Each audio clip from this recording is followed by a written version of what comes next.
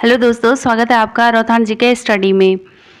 जो हमने 90 दिन का फाउंडेशन कोर्स स्टार्ट किया है उसका आज दूसरा दिन है और आज हम देखेंगे अपने हिंदी के सिलेबस के अकॉर्डिंग स्वर एवं व्यंजन के बारे में। कल हमने देखा था हिंदी भाषा का विकास, कैसे हिंदी भाषा का विकास हुआ, कौन सी लिपि यूज़ की जाती है। आज हम देखेंगे स्वर और व्यंजन के बारे में। स्वर और व्यंजन को देखने से पहले हम देखते हैं कि ये वर्णमाला क्या होती है। तो वर्णमाला या वर्ण क्या होता है। कल हमने बात करी थी भाषा क्या होती है। भाषा का अर्थ होता है कि जो हम ध्वनियाँ उत्पन्न करते हैं, मतलब जो भी मैं बोल रही हूँ ये सब भाषा है जिसका कि एक व्यवस्थित क्रम है। इसको हम क्या कहते हैं, भाषा कहते हैं। जब इस भाषा को हम लिखने का प्रयास करते हैं तो लिखने के लिए हमें कुछ वर्णों की आवश्यकता होती है। जैसे कि हमने भाषा लिखना है अगर, तो इस भाषा लिखने के लिए भी हमको इस भ शब्द की आवश्यकता है। उस पर एक डंडा और इस तरीके से भाषा लिखना है। तो इसकी जो सबसे, इस भाषा शब्द को लिखने के लिए हमने जो इस सबसे छोटे वर्ण को यूज़ किया, इसको हम कहते हैं वर्ण। इसीलिए हम वर्ण जो होता है, वर्ण का अर्थ होता है कि भाषा की सबसे छोटी इकाई या सबसे छोटी ध्वनि वर्ण कहलाती है। ध्वनि वर्णों का उच्चारित कथित रूप है। ध्वनि क्या है? ध्वनि जो हम कुछ भी वर्ण लिखे हुए हैं यहाँ पे, जैसे कि यहाँ पे लिखा है स्वर, तो इस स्वर को जब मैं पढ़ रही हूँ तो इससे आने वाली जो आवाज़ है उसको हम ध्वनि कहते हैं। तो ध्वनि क्या है? इन वर्णों का उच्चारित या कथित रूप है। मतलब इन वर्णों को जैसे ही हम बोलना स्टार्ट कर रहे हैं तो उसको हम ध्वनि कहते हैं। वर्ण आपके समझ में आ गया होगा। वर्ण क्या होता है? तो वर्ण भाषा की सबसे छोटी इकाई होती है जिससे कि हम भाषा को लिखित रूप में प्रकट करते हैं। दूसरे शब्दों में कहें तो भाषा की वह सबसे छोटी लिखित और मौखिक इकाई जिसे तोड़ा नहीं जा सकता। तोड़ा नहीं जा सकता का मतलब है, जैसे हमने लिखा वर्ण, तो ये वर्ण जो शब्द है इसको हम तोड़ सकते हैं। व को अलग लिख सकते हैं और न को अलग लिख सकते हैं, लेकिन इस व को जो है जब हम सिर्फ लिखते हैं व, तो इस व को हम और नहीं तोड़ सकते। तो ये जो सबसे छोटी इकाई है इसे ही वर्ण कहते हैं। आशा करती हूँ कि आपको समझ में आ गया है कि वर्ण क्या होता है। अब देखते हैं कि वर्णमाला। वर्णमाला क्या है? तो वर्ण जो हमने यहाँ पे लिखा व, या हो सकता है कि र, ण, इस तरीके से जो भी वर्ण हैं, इन वर्णों के व्यवस्थित क्रम को हम वर्णमाला कहते हैं। ठीक, तो वर्ण आपके समझ में आ गया। भाषा की सबसे छोटी इकाई जिसे और ज़्यादा नहीं तोड़ा जा सकता, और वर्णमाला इन जो हमारे पास वर्ण हैं, छोटे छोटे वर्ण व, र, ल, व, य करके, इन सब को जब हम व्यवस्थित रूप में लिखते हैं तो इसे हम वर्णमाला कहते हैं। जो वर्णमाला है, वर्णमाला दो चीज़ों से मिलकर बनी हुई होती है। एक होते हैं स्वर और एक होते हैं व्यंजन, जिनके बारे में हम इस पूरे चैप्टर में पढ़ेंगे। ठीक, तो देखते हैं पहले स्वर या वोवल्स। आपने पढ़े हुए इंग्लिश में वोवल्स या स्वर एक ही बात होते हैं। जिनको हम स्वतंत्र रूप से हम जिनका प्रयोग करते हैं उनको वोवल्स कहते हैं। स्वर किसे कहते हैं? तो स्वर वो होते हैं जिनका प्रयोग हम स्वतंत्र रूप से करते हैं, जो स्वतंत्र रूप से बोले जाते हैं। जैसे हमारे पास दो वर्ण हैं, एक है व, एक है अ। तो जो ये व है, व अपने आप में दो वर्ण हैं, एक तो व और इसके साथ अ। व प्लस अ से मिलके बना है आपका व। तो ये है आपका व्यंजन, जिसमें कि स्वरों की आवश्यकता होती है, या जो बिना स्वर के नहीं बोले जाते हैं या जो स्वरों की सहायता से बोले जाते हैं वो व्यंजन होते हैं। ठीक, लेकिन जो हमारे पास ये अ है, ये अकेला है, ये स्वतंत्र है, तो ये हमारे पास स्वर होते हैं। ठीक, और ये स्वर जो है, इन स्वरों की संख्या हमारे पास कितनी है? तो हमारे पास स्वरों की संख्या 11 है, जिनमें कि 11 स्वर कौन कौन से हैं? तो 11 स्वर हमारे पास है। एक है अ से लेके औ तक, अ, आ, छोटी ई, बड़ी ई, छोटा ऊ, बड़ा ऊ, री, ए, आई, ओ और आओ। ये सारे हमारे पास स्वर आ जाते हैं, 11 स्वर। फिर जो ये 11 स्वर हैं, ये व्यंजनों के साथ जब हम इनका प्रयोग करते हैं तो हम इनके मात्राओं के रूप में इनका प्रयोग करते हैं। ये आ की मात्रा अगर आपको लगानी होगी तो आप सिंपल एक डंडा लगाओगे यहाँ पे। जैसे कि हमको लिखना है बालक, तो ब और उस पर एक और डंडा। ठीक है, तो ये आपकी आ की मात्रा है। उसके बाद फिर आती है छोटी ई की मात्रा, जो कि इस तरीके से होती है। फिर आती है बड़ी ई की मात्रा जो कि इस तरीके से होती है, फिर छोटे ऊ की मात्रा, फिर बड़े ऊ की मात्रा, फिर री की मात्रा हम इस तरीके से यूज़ करते हैं, फिर ए की मात्रा, आई की मात्रा, ओ की मात्रा और ओ के बाद औ की मात्रा। इस तरीके से हम मात्राओं का प्रयोग करते हैं जब हम स्वरों को व्यंजनों के साथ प्रयोग करते हैं। अभी तक हमने देखा अ से लेके औ तक ये स्वर होते हैं। तो इसके बाद बच गया अंग और अह। तो आप पूछोगे कि ये अंग और अह क्या होते हैं? तो अंग और अह हमारे पास अयोग वह वर्ण होते हैं। अयोग वह वर्ण का मतलब होता है जो न तो स्वर होते हैं और न ही व्यंजन होते हैं। तो इस तरीके के जो वर्ण होते हैं उनको हम अयोग वह वर्ण कहते हैं। और अयोग वह वर्ण हमारे पास दो प्रकार के हैं, एक है हमारे पास अनुस्वार और एक है हमारे पास विसर्ग। विसर्ग और अनुस्वार। अंग जो है उसे अनुस्वार कहते हैं और अह जो है इसे विसर्ग कहते हैं। ठीक, इसको हम डिटेल में आगे पढ़ेंगे। जानते हैं व्यंजन के बारे में। व्यंजन हमारे क वर्ग से लेके प वर्ग तक सारे हमारे व्यंजन हैं। ठीक है, क वर्ग आपको पता ही है, क वर्ग में क ख ग घ करके, और फिर च वर्ग में च छ ज झ, ट वर्ग में ट ठ ड ढ, त वर्ग में त थ द ध न, प वर्ग में प फ ब भ म। ये सब आप पहले से ही जानते हैं। व्यंजनों में य र ल व को अंतस्थ व्यंजन कहा जाता है। इन सब को आगे विस्तार में चर्चा करेंगे। फिर ऊष्म व्यंजन है स स स ह। फिर आते हैं संयुक्त व्यंजन, जिससे कि आपके एग्जाम में क्वेश्चन जरूर आता है। तो इसको आप स्टार मार्क कर लोगे और इसको ढंग से याद कर लोगे। संयुक्त व्यंजन हमारे पास 4 होते हैं। तो संयुक्त व्यंजन कितने हैं? तो संयुक्त व्यंजन हमारे पास 4 हैं। अक्षर त्र, ज्ञ और स्र। अक्षर त्र, ज्ञ और स्र संयुक्त व्यंजन। संयुक्त व्यंजन का मतलब होता है जो एक से ज़्यादा व्यंजन से मिलके बने हुए होते हैं। जैसे कि आपको दिख रहा है कि जो अक्ष है ये क और बीच वाली श जो होती है उससे मिलके बने हुए हैं। षटकोण वाली श से मिलके बना है आपका अक्ष। फिर है त्र। त्र हमारे पास त और र से मिलके बना हुआ होता है। फिर ज्ञ। ज्ञ हमारे पास ज और ज्ञ से मिलके बना हुआ है। स्र। स्र हमारे पास तालव्य श और र से मिलके बना हुआ है। इसको ज़रूर याद करना है कि कौन सा संयुक्त व्यंजन जो है किससे मिलके बना हुआ है, ये आपके एग्जाम में ज़रूर आता है। फिर आता है हल चिन्ह। ये हल चिन्ह क्या होता है? यहाँ पे आपने देखा क के नीचे आपको एक डंडी दिख रही होगी नीचे से। तो ये जो जब हम व्यंजन हमारे पास होते हैं, हमने देखा कि व्यंजन को हम स्वरों के साथ प्रयुक्त करते हैं। तो जब हमको व्यंजनों को स्वर रहित करना है, मतलब जैसे मेरे पास है क, इस क को मुझे जब इसे अलग अलग करूँगी तो क प्लस अ हो जाएगा ये। ठीक है, तो जब मैं इसको इस व्यंजन को स्वर रहित करूँगी तो इसके नीचे एक इस तरीके का चिन्ह आ जाएगा। इस चिन्ह को हम कहते हैं हल चिन्ह। ठीक, इस चिन्ह को हल चिन्ह आपको समझ में आ गया। हल चिन्ह कुछ नहीं है, जब व्यंजन को हम स्वर रहित करते हैं तो उसके नीचे ये जो इस तरीके का चिन्ह हमको दिखाई देता है, इसको हल चिन्ह कहते हैं।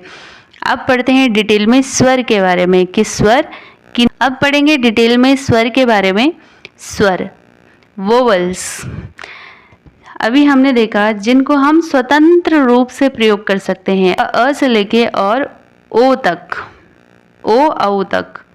ठीक, हमारे पास 11 स्वर हैं जिन ध्वनियों के उच्चारण में वायु बिना किसी रुकावट के, मतलब जो हवा है बिना किसी रुकावट के सीधे मुंह से बाहर निकल आती है, तो उन्हें हम स्वर कहते हैं। या जो स्वतंत्र रूप से प्रयोग किए जाते हैं वो स्वर कहलाते हैं।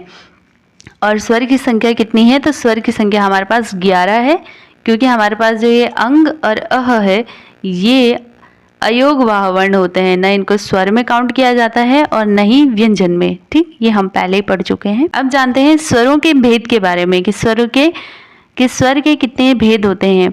तो स्वर जो है अलग अलग प्रकार के होते हैं। हम स्वर को बांटने का अलग अलग आधार हमारे पास है, जैसे कि मात्रा या उच्चारण काल के आधार पर। मात्रा या उच्चारण काल। उच्चारण काल का मतलब होता है कि जितना टाइम हम लगा रहे हैं किसी भी स्वर को बोलने में, जैसे कि हमने बोला अ, आ, ई, तो अ बोलने में हमको कम समय लग रहा है। आ बोलने में हमको ज़्यादा समय लग रहा है, तो इस आधार पर हम स्वरों को बांटते हैं, मात्रा या उच्चारण काल के आधार पर। मात्रा या उच्चारण काल के आधार पर हमारे पास स्वर 3 प्रकार के होते हैं। एक होते हैं ह्रस्व स्वर, एक होता है दीर्घ स्वर, और तीसरा हमारे पास है प्लुत स्वर। प्लुत स्वर, ह्रस्व स्वर जो होते हैं इनको बोलने में हमें कम समय लगता है, जैसे अ, छोटी ई, इनको बोलने में कम समय लग रहा है, तो ये है हमारे ह्रस्व स्वर। फिर आते हैं दीर्घ स्वर। दीर्घ स्वर जिन्हें बोलने में हमें थोड़ा ज़्यादा समय लगता है, जैसे कि आ, ई, ऊ, इस तरीके के जो शब्द होते हैं इनको बोलने में हमें थोड़ा सा लंबा समय लगता है ह्रस्व स्वर के कंपैरिजन में, तो इनको दीर्घ स्वर कहते हैं। और जब हमें इसी स्वर को बोलने में हमें जब दीर्घ स्वर से भी ज़्यादा समय लग जाए तो उसे हम प्लुत स्वर कहते हैं। प्लुत स्वर मोस्टली हमारे नाटक में इनमें प्रयोग किए जाते हैं, जैसे कि राम, हे राम, तो राम को हमें बोलने में थोड़ा ज़रा लंबा समय लग रहा है, तो हम राम को इस तरीके से लिखेंगे। ठीक, राम को बोलने में थोड़ा ज़्यादा समय लग रहा है। फिर जैसे कि ओम, ओम बोलने में भी हमें ज़्यादा समय लग रहा है, तो ये क्या हुए, प्लुत स्वर हुए। तो देख लेते हैं स्वरों के भेद। स्वरों के भेद, पहला मात्रा या उच्चारण काल के आधार पर। पहला आपके पास ह्रस्व स्वर, दीर्घ स्वर और प्लुत स्वर। ह्रस्व स्वर वो होते हैं जिन स्वरों को बोलने में कम समय लगता है, उसे ह्रस्व स्वर कहते हैं। जैसे कि हमारे पास अ, छोटी ई, छोटा ऊ, री, इनमें सिर्फ एक ही मात्रा होती है। जिनकी एक मात्रा होती है वो ह्रस्व स्वर होते हैं। फिर हमारे पास आते हैं दीर्घ स्वर। दीर्घ स्वर जिनमें ह्रस्व स्वरों से थोड़ा सा ज़्यादा समय लगता है बोलने में, उनको हम दीर्घ स्वर कहते हैं। और दीर्घ स्वर में हमारे पास जिनके पास 2 मात्राएं आ जाएंगी, जैसे आ, बड़ी ई, ऊ, ए, आई, है ना। इस तरीके से जब हमारे पास 2 मात्राएं आना स्टार्ट हो जाएगी तो इसको हम क्या कहेंगे, ये दीर्घ स्वर है, ओ, औ। ठीक, प्लुप्त स्वर, प्लुप्त स्वर हमने देख ही लिया है। जिन स्वरों को बोलने में हमें ह्रस्व स्वर से भी 3 गुना समय लगेगा, मतलब या दीर्घ स्वर से भी ज़्यादा समय लगता है, तो उसको क्या कहेंगे, प्लुत स्वर कहेंगे। जैसे कि ओम या राम, तो इस तरीके से। ठीक, इसके बाद आता है जीभ के आधार पर। जीभ के आधार पर का मतलब है कि हम जब किसी शब्द का उच्चारण कर रहे हैं तो हमारे जो टंग है, जीभ है, उसका कौन सा भाग मदद करता है। तो इसके आधार पर हमारे पास स्वर 3 प्रकार के होते हैं। अग्र स्वर, अग्र का मतलब है कि जब जीभ का आगे का भाग सक्रिय होता है, जब आगे का भाग उच्चारण में मदद करता है तो उसको कहते हैं अग्र स्वर। जब मध्य भाग जीभ का मदद करता है उच्चारण में तो उसे कहते हैं मध्य स्वर। और जब पीछे का भाग जीभ का वो मदद करता है उच्चारण में तो उसे हम कहते हैं पश्च स्वर। तो जीभ के आधार पर आपने देख ही लिया, जिन स्वरों के उच्चारण में जीवा का आगे का भाग सक्रिय होता है, जैसे कि ई, ए, आई, ये शब्द ऐसे हैं जिनमें कि जीभ का अग्रभाग सक्रिय होता है जब हम उच्चारण करते हैं। फिर है मध्य स्वर। मध्य स्वर में एक ही आता है हमारे पास अ, इसको याद रखना है आपको। अ हमारे पास मध्य स्वर में आता है। ठीक, और अग्र स्वर में ई, ए, आई, मध्य स्वर में अ। जो सारे बच गए वो सब आ जाएंगे पश्च स्वर में। और पश्च स्वर आपको पता है, जब जीभ का पीछे का भाग या पश्च भाग मदद करता है उच्चारण में तो उसे हम पश्च स्वर कहते हैं। इसमें आ, छोटा ऊ, बड़ा ऊ, ओ, औ, और इस तरीके से हम एक अ लिखते हैं, ये भी आपके पश्च स्वर में आ जाएगा। इसके बाद आते हैं स्वर के भेद मुख द्वार या मुख विवर के खुलने के आधार पर। मतलब हम कितना अपने मुंह को खोल रहे हैं उस आधार पर हम स्वरों का वर्गीकरण करते हैं। तो इस आधार पर हमारे पास स्वर 4 प्रकार के होते हैं। एक जब हम मुंह को ओपन करते हैं, एक जब मुंह को बंद कर रहे होते हैं। तो ओपन, क्लोज, ओपन वाले को कहेंगे विवृत और क्लोज वाले को कहेंगे संवृत। जब हम अपने मुंह को आधा खुला रखेंगे फिर आधा बंद रखेंगे, जब आधा खुला रखेंगे तो उसे कहते हैं हाफ ओपन या अर्ध विवृत, और जब आधा बंद रखेंगे मुंह को तो उसको कहेंगे हाफ क्लोज या अर्ध संवृत। तो विवृत क्या होता है? जब हम अपने मुख को पूरा खुला रखते हैं। जब हम किसी स्वर का उच्चारण करते हैं, जैसे हम कहते हैं आ, तो आ बोलने के लिए हमें अपने मुंह को पूरा खोलना पड़ता है। तो इसका मतलब ये कौन से स्वर हुए? विवृत स्वर हुए, ओपन। उसके बाद कुछ स्वर होते हैं जिसमें हमें कि उच्चारण करते समय या बोलते समय मुंह का सिर्फ आधा भाग ही खुला रहता है, जैसे ए, औ, अ, तो इसे हम कहेंगे अर्धविवृत। कुछ स्वर हमारे पास ऐसे होते हैं जिनको बोलने में हमारा मुख लगभग बंद ही रहता है, मुंह है ना, जैसे हम बोलेंगे ई, ऊ, तो इसको बोलने में हमारे मुंह लगभग बंद ही है, ठीक। तो इसको कहेंगे हम संवृत। और जिन स्वरों को बोलने में या उच्चारण करने में हमारा मुंह आधा बंद रहता है तो उसे कहेंगे अर्ध संवृत या हाफ क्लोज। तो इनमें आप क्या जाएंगे? ए और ओ। आप उच्चारण करके भी देख सकते हैं। ओठों की स्थिति के आधार पर, तो ओठों की स्थिति के आधार पर हमारे पास दो प्रकार के होते हैं स्वर। एक होते हैं अवृतमुखी।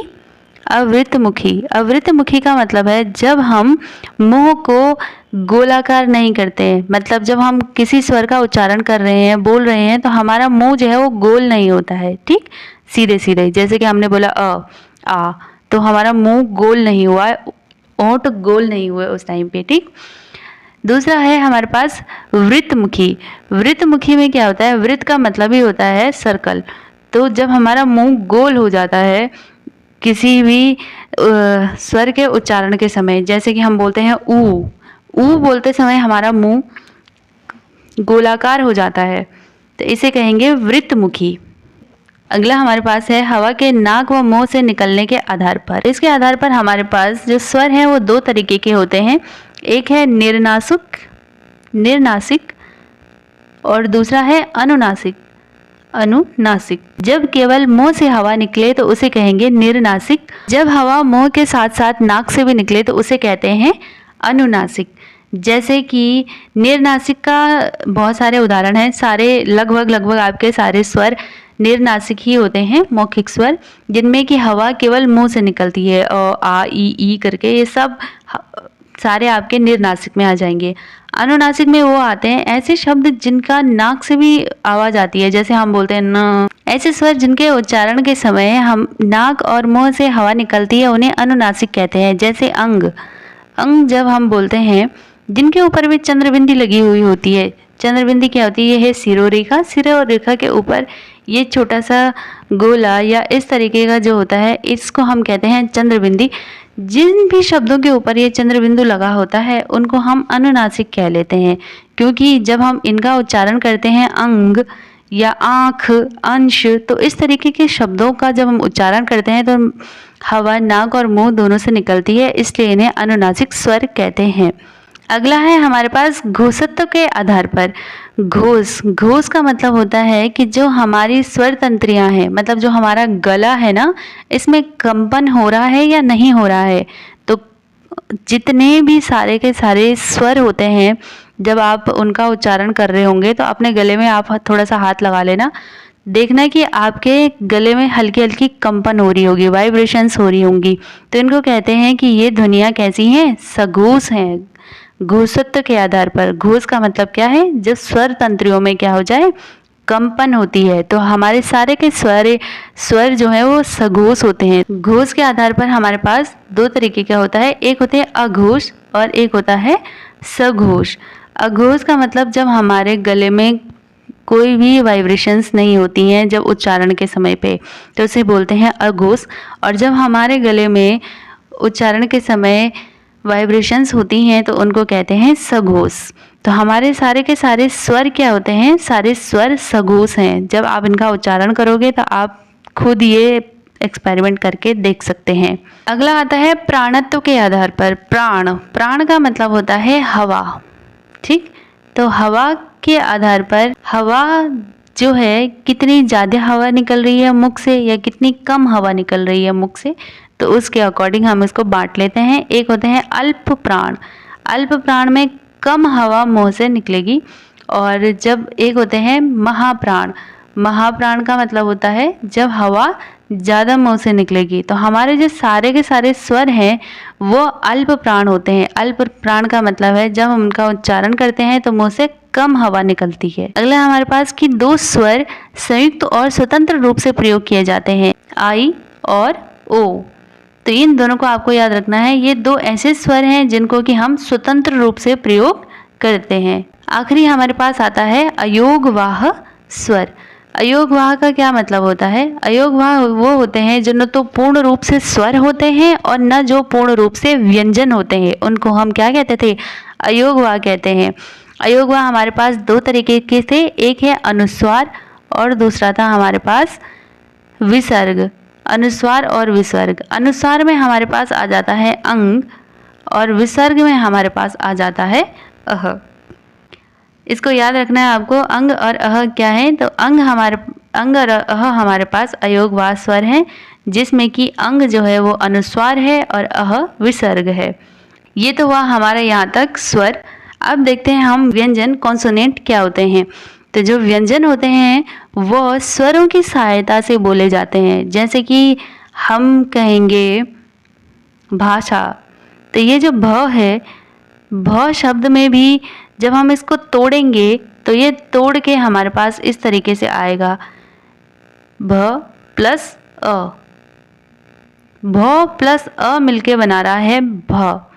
तो ये जो अ है ये हमारे पास क्या है? ये हमारे पास स्वर है। व्यंजन स्वरों की सहायता से बोले जाने वाले वर्ण होते हैं व्यंजन, और प्रत्येक व्यंजन के उच्चारण में अ स्वर्ग मिला हुआ होता है। तो कुछ भी बोल लो आप, चाहे आप क बोलो, क में भी आपको जब आप इसे तोड़ोगे तो क प्लस अ, ख ग सब में आपको अ स्वर जरूर मिले। या व्यंजन उन्हें कहते हैं ऐसे वर्ण जिनका उच्चारण करते समय ध्वनि मुख के किसी न किसी अवयव से टकराती है। मुख के अवयव का मतलब है जो हमारा मुंह है। मुंह में हमारे पास ओंठ है, दांत है, तालु है, कंठ है।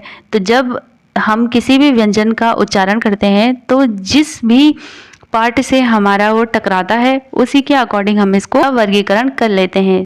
अब व्यंजनों की कितनी संख्या होती है? तो व्यंजनों की 33 संख्या होती है। एक ड और ड को छोड़ के एक होता है ड और एक होता है ड। इन दोनों को हम नहीं काउंट करते हैं। अगर इनको भी काउंट किया तो हमारे पास 35 व्यंजनों की संख्या होती है। लेकिन हमारे पास कुल संख्या कितनी है? मानक रूप से हमारे पास 33 ही है, 33 ही है व्यंजनों की संख्या। अब देखते हैं व्यंजनों का वर्गीकरण उच्चारण के आधार पर। अभी हमने देखा था उच्चारण मतलब जब हम व्यंजनों का उच्चारण करते हैं तो ये मुंह के किसी न किसी भाग से टकराती है। अगर कंठ से टकराती हैं, गले से शुरुआत करेंगे। अगर गले से टकराएगी तो उसे कहेंगे कंठव्य व्यंजन। अगर तालु, गले के बाद तालु आता है ना, तो तालु से अगर टकराती है तो उसे कहेंगे तालव्य व्यंजन। तालु के बाद हमारे पास क्या आती है? जीभ, तो उसे हम क्या कहेंगे? मूर्धन्य व्यंजन। और उसके जीभ के आगे हमारे पास होते हैं दांत, तो उनको कहेंगे दंत्य व्यंजन। फिर दांत के आगे ओंठ, तो उनको कहेंगे ओष्ठ व्यंजन। ठीक। कंठव्य व्यंजन में हमारे पास क वर्ग से स्टार्ट हो जाता है। जैसा आपको पता ही है कि व्यंजन हमारे पास क ख ग घ करके क वर्ग, च वर्ग, त वर्ग, प वर्ग इस तरीके से आ जाते हैं। ठीक। तो कंठव्य में कुछ नहीं, जैसा सीक्वेंस साइज है वैसे ही याद कर लेना आपको। क से लेके ड़ तक, क से लेके ड़ तक आपके कंठव्य में आ जाएगा। बस इसमें जो याद रखना है वो है ह। ह जो है वो इम्पॉर्टेंट है, इसको आप याद रखोगे। कंठव्य में ह, क वर्ग प्लस ह, क वर्ग प्लस ह जो हमारे पास है ये आ जाता है कंठव्य में। उसके बाद तालव्य में च वर्ग, च छ ज ज झ, च वर्ग प्लस य और श। जो याद रखना है वो है य और श। फिर आता है मूर्धन्य में हमारे पास ट वर्ग, ट ठ ड ढ ड।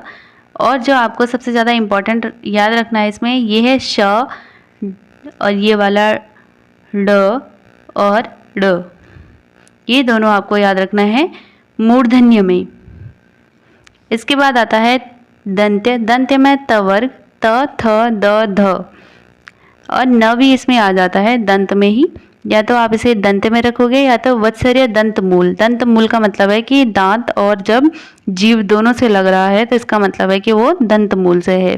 तो आप इसे न ये याद रखना आपने, सबसे इम्पोर्टेंट। न, स, ज, र और ल, ये हैं आपके वत्सर्य या दंत मूल के। बाकी तो आपको सारे याद हो ही जाएंगे। फिर आते हैं ओष्ठ। ओष्ठ में आपका प वर्ग, प वर्ग पूरा आ जाएगा, प, फ, ब, भ, म करके। फिर आता है दंतोष्ठ। दंतोष्ठ में व और फ के नीचे लगी है एक बिंदी। इस बिंदी को कहते हैं नुक्ता, नुक्ता चिन्ह। ठीक है, तो जब हमारे पास ऐसा वाला फ आएगा तो ये हमारे पास आ जाएगा दंत ओष्ठ, दांत और ओठ दोनों को मिला के दंतोष्ठ। फिर आते हैं कुछ शब्द जो कि नाक से भी जिनका उच्चारण होता है, नासिक के जिनको कहते हैं, जैसे कि ज्ञ, अण, म, न, ये सब। दूसरा हमारे पास आते हैं प्रयत्न के आधार पर व्यंजन।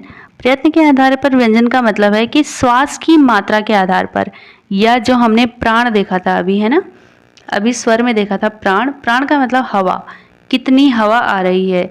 तो प्राण हमारे पास दो प्रकार के थे, एक है अल्प प्राण और एक है महाप्राण। अल्प से ही पता चल रहा है कि यहाँ पे कम हवा जब मुंह से निकलेगी तो उसे कहेंगे अल्प प्राण, और जब हवा ज़्यादा निकलेगी मुंह से तो उसे कहेंगे महाप्राण। अल्प प्राण, अल्प प्राण का मतलब है कि जब कम हवा मुंह से निकले। तो ऐसा हमारे पास जो कोई भी वर्ग है, वर्ग का क्या मतलब होता है, वर्ग का मतलब होता है कि जैसे हमारे पास है क वर्ग, मैंने कहा तो क वर्ग में सारे के सारे आ जाएंगे क, ख, ग, घ, ड़ तक। तो ये हमारे पास आ जाएगा क वर्ग। इस क वर्ग का पहला क, तीसरा ग और पांचवा ड़, ये हो जाएंगे हमारे पास अल्प प्राण। और जब हम कहेंगे कि महाप्राण, तो महाप्राण में हमारे पास जब हवा थोड़ी ज़्यादा मुंह से निकलती है उच्चारण के समय पे तो उन्हें महाप्राण कहते हैं। और हर वर्ग का दूसरा ख और चौथा घ, ये आ जाएंगे आपके किसमें, महाप्राण में। तो हर वर्ग में ऐसे ही होगा, जैसे ये तो मैंने क वर्ग का आपको बताया, फिर च वर्ग का ट, त, प, हर वर्ग में इसी तरीके से चलता रहेगा। इतना तो आपको पता चल गया, इसको इतना तो सबको पता है कि अल्प प्राण पहला, तीसरा और पांचवा होता है। लेकिन इसके साथ साथ आपको याद रखना है कि य, र, ल, व और ड, ये बहुत इंपॉर्टेंट है। य, र, ल, व और ड, इसको जरूर आपको याद रखना है कि ये अल्प प्राण में आते हैं। और महाप्राण में आपको याद रखना है कि एक तो दूसरा और चौथा व्यंजन, ये तो पता ही है। इसके बाद स, तीनों तरीके की स और ह। उसके बाद न, म और ल, नमल। इस तरीके से याद कर लेना आप, नमल। ये आपके आ जाएंगे किसमें, महाप्राण में। फिर हमारे पास आता है घोषत्व के आधार पर। तो घोषत्व, घोष के आधार पर हमारे पास दो तरीके के थे। एक था अघोष। अघोष का मतलब होता है कि गले में जब कंपन उत्पन्न नहीं होती है उच्चारण के समय, तो उनको बोलते हैं अघोष। तो हर वर्ग का जो पहला और दूसरा शब्द है, जैसे कि क, ख, च, छ, त, थ, तो ये सारे के सारे हमारे पास अघोष होंगे। फिर सेकंड है हमारे पास सघोष। सघोष में जब हमारे गले में कंपन उत्पन्न होती है तो हर वर्ग का तीसरा, चौथा और पांचवा जो है, जैसे कि इसमें क, ख, तो जो ग, घ और ड बच गया वो हमारा सघोष में आ जाएगा। और सारे के सारे स्वर भी क्या होते हैं, सघोष होते हैं, हमने अभी देखा था। जैसे इसमें च और छ हमारे पास अघोष हो जाएगा, लेकिन जो ज, झ, ज्ञ बच गया वो क्या हो जाएगा, सघोष हो जाएगा। इसके बाद आते हैं स्पर्श व्यंजन। स्पर्श व्यंजन वह होते हैं जिन व्यंजनों का उच्चारण करते समय हवा फेफड़ों से निकलते हुए मुंह के किसी भी विशेष अंग, जैसे कि कंठ में, तालु में, मूर्धा, दंत या होंठ का स्पर्श करते हुए निकले। यह हमने अभी देखा था कि जो उच्चारण के स्थान पर, ठीक है, जैसे कि क वर्ग, क वर्ग का उच्चारण स्थान क्या है, तो क वर्ग का उच्चारण स्थान है हमारे पास कंठ। उसके बाद आता है च वर्ग। च वर्ग का उच्चारण स्थान क्या है, च वर्ग का उच्चारण स्थान हमारे पास आता है तालव्य। फिर ट वर्ग, ट वर्ग का मूर्धन्य। फिर आता है त वर्ग, त वर्ग का आता है हमारे पास दंत। और प वर्ग, प वर्ग का हमारे पास आ जाता है ओष्ठ। इसके बाद आता है ऊष्म संघर्षी व्यंजन। ऊष्म संघर्षी व्यंजन वो होते हैं जिनके उच्चारण में हमें घर्षण या ऊष्मा का ऊष्म संघर्षी व्यंजन, ऊष्म संघर्षी व्यंजन वो होते हैं जब जिनका उच्चारण करते समय हमारे मुख से ऊष्मा या घर्षण उत्पन्न होती है या हमें थोड़ी डिफिकल्टी होती है। जैसे कि हमारे पास स, स, ह, जब हम इनको बोलते हैं तो थोड़ी सी ऊष्मा हमारे मुंह से, थोड़ी गर्मी सी गर्माहट हमारे मुंह से निकलती है, तो उनको कहते हैं ऊष्म संघर्षी व्यंजन। कुछ और भी हैं इनमें, जैसे कि फ, फ के नीचे बिंदी लगी है, मतलब ये क्या है, नुक्ता चिन्ह। फ, इसके नीचे ज, ज के बाद ख, इनको आपको याद रखना है। ये भी क्या है, आपके सारे के सारे ऊष्म संघर्षी व्यंजन हैं। एक स, स, स, ह, ये याद रखना है। तीनों स और ह ये ऊष्म संघर्षी व्यंजन हैं। इनके साथ साथ फ, ज, ख, ग ये भी।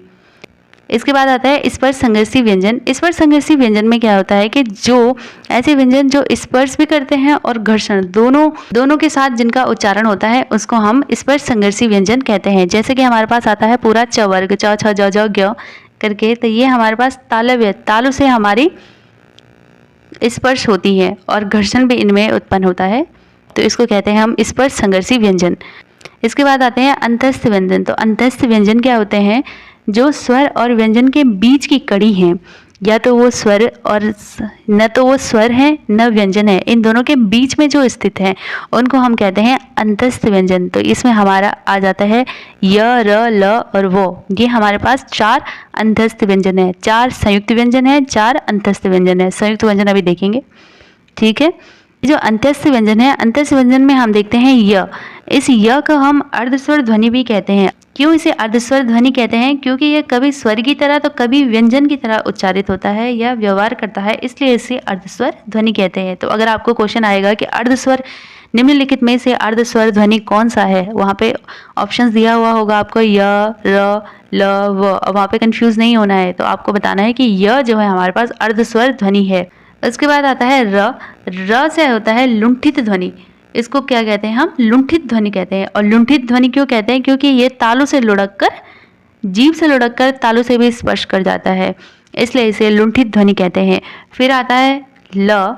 ल को क्या कहते हैं, ल को पार्श्विक भी कहते हैं।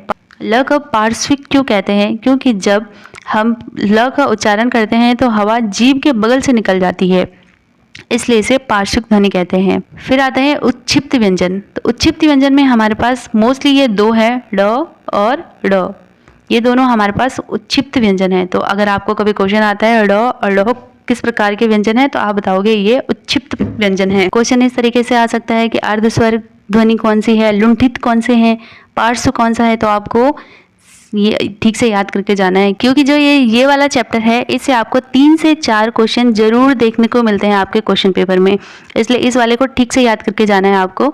तो लास्ट हमारे पास आता है उच्छिप्त व्यंजन। उच्छिप्त व्यंजन ऐसे व्यंजन होते हैं जब हम उच्चारण करते हैं तो जो हमारी जीभ है वो मूर्धा से लगकर झटके से नीचे आ जाती है, ठीक, तो उसे हम उच्छिप्त व्यंजन कहते हैं। अब आखिरी कुछ रह गया आपके पास, व्यंजन गुच्छ। तो व्यंजन गुच्छ किसे कहते हैं, जब 2 या 2 से अधिक व्यंजन एक वर्ण में एक के बाद आए। जैसे मैंने कहा स्नान, तो ये स के बाद न आया सीधे के सीधे, ठीक है, तो ये भी व्यंजन है, ये भी व्यंजन है, ये स भी व्यंजन है और न भी व्यंजन है। तो ऐसे शब्दों को हम कहते हैं व्यंजन गुच्छ। व्यंजन गुच्छ 2 प्रकार के होते हैं। पहला, कोई भी व्यंजन क, ख, ग, घ से लेके प, फ, ब, म तक कोई भी व्यंजन प्लस उनके साथ य, र, ल, व अगर हो तो उसको कहेंगे हम, वो हमारे व्यंजन गुच्छ का प्रकार आ जाएगा। जैसे कि आपको उदाहरण दिए हुए हैं क्लेश। क्लेश में जो है ये ल दिया है ना पीछे से, तो ये पहला हमारे पास कोई भी व्यंजन है, व्यंजन के पीछे य, र, ल, व अगर आता है तो ये आपके व्यंजन गुच्छ कहलाते हैं। और दूसरा हमारे पास होता है स। ये जो स है, इस स के साथ य, र, ल, व के अलावा, मतलब य, र, ल, व नहीं होना चाहिए, उसके अलावा अगर कोई भी व्यंजन आता है, जैसे कि ये त, स्तंभ है ना, स्पर्श, स्पर्श भी हो सकता है, तो अगर ये होता है तो इसे हम क्या कहते हैं, व्यंजन गुच्छ कहते हैं। अब आखिरी कभी कभार आ जाता है कि द्वित्व व्यंजन क्या होते हैं। जैसे कि आपको ऐसे दे देगा ऑप्शन में कि दिल्ली, तो ये किस प्रकार का व्यंजन है, या इनमें से द्वित्व व्यंजन छांटो, तो आप देखोगे कि जिसमें 1 से 2 बार एक ही शब्द आ रहा हो। जैसे ये मुक्का, मुक्का में ये क जो है 2 बार आ रहा है, साथ साथ आधा आधा करके, या दिल्ली, दिल्ली में आधा ल आधा ल इस तरीके से आ रहा है बिल्ली, तो ये हमारी हो जाएगा द्वित्व व्यंजन। फिर आखिरी हमारे पास है संयुक्त व्यंजन। संयुक्त व्यंजन में अक्ष, त्र, ज्ञ और श्र, जिसको कि हम पढ़ चुके हैं और इसको और अच्छे से आपको याद करना है। अक्ष जो है आपका क और श से मिलके बना है, त्र त और र से, ज्ञ ज और ज्ञ से, श्र हमारा स और र से मिलके बना हुआ है। तो आज की वीडियो में इतना ही। आई होप कि आपको आज का स्वर और व्यंजन का कॉन्सेप्ट ठीक से समझ में आया होगा। मिलते हैं अगली वीडियो में।